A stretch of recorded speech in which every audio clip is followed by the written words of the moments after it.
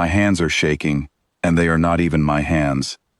I am standing in front of a mirror in a small bathroom on a street called Hollow Lane, and the face looking back at me is not mine either.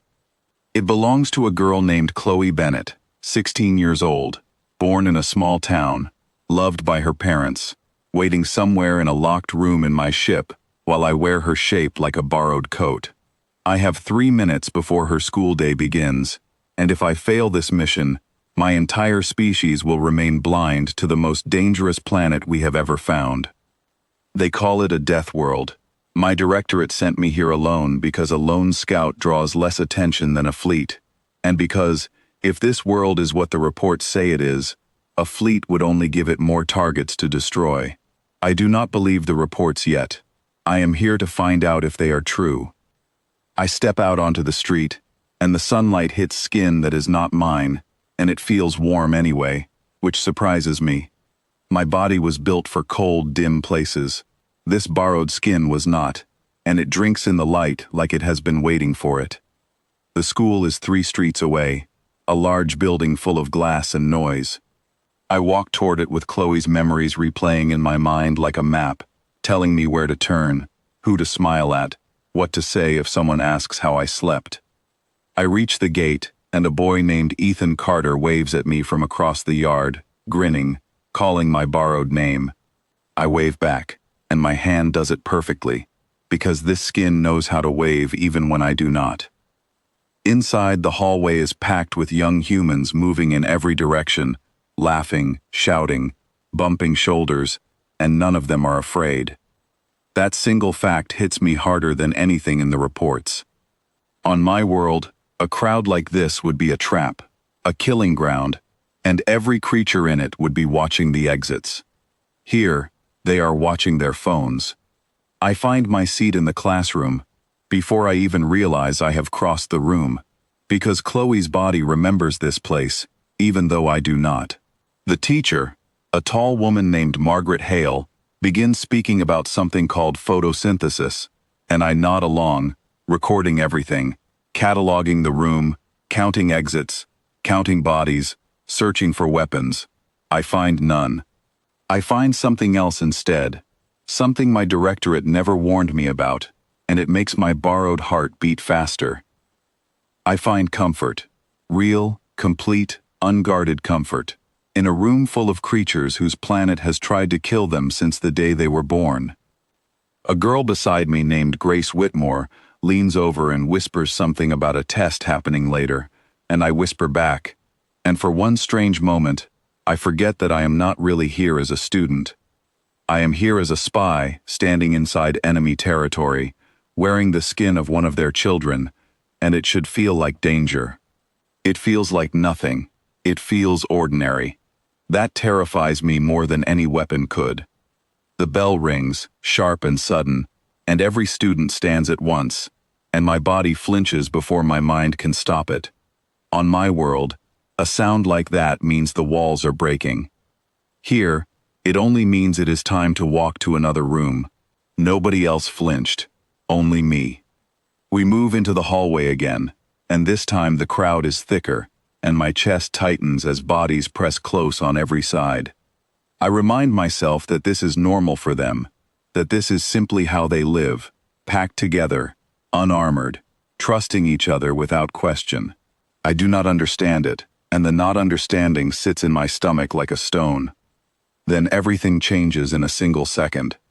A boy near the front of the hallway drops to his knees, clutching his throat, his face turning a deep shade of red. He cannot breathe. He is choking on something, and the sound coming from him is thin and desperate, and my mind freezes completely, because on my world, this is the moment everyone steps back. This is the moment where interfering marks you as weak, and weakness invites your own death. Nobody steps back.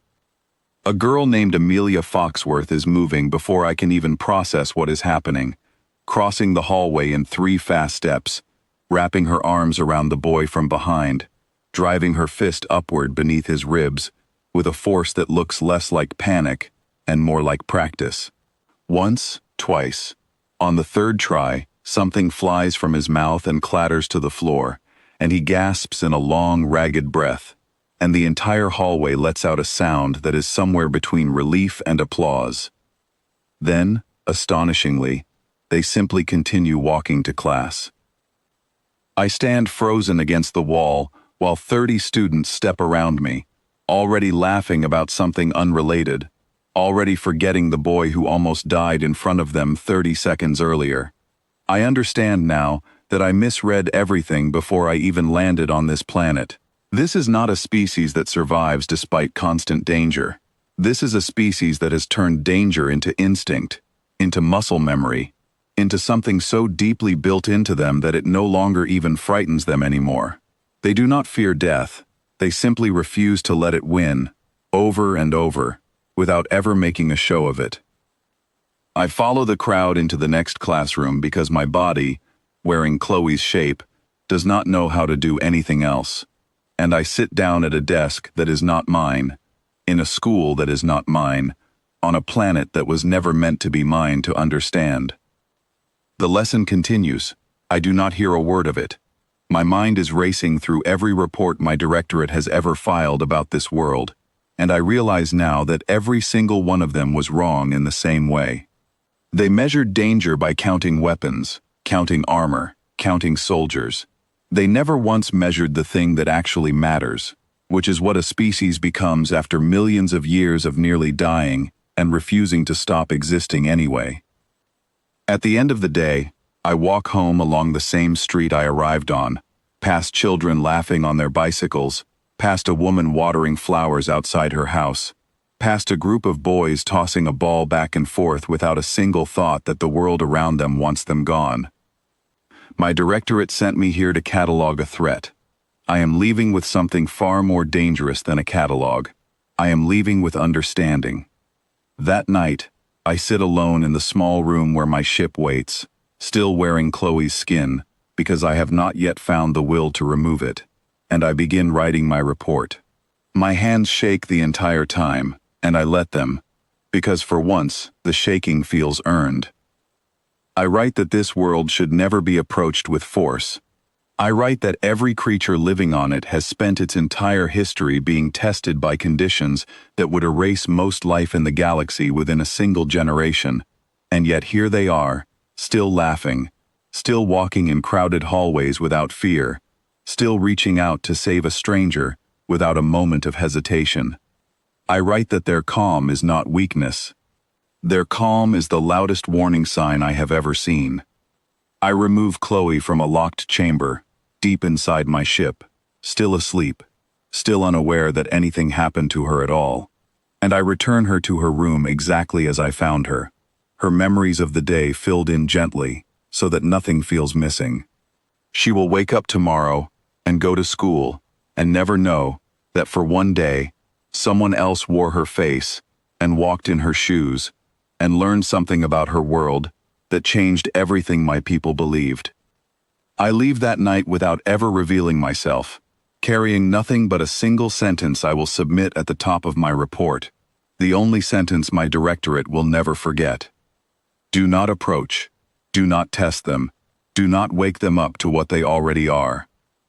Because somewhere on that ordinary street, in that ordinary school, surrounded by an ordinary crowd of laughing children, I understood the truth my directorate never wanted to believe.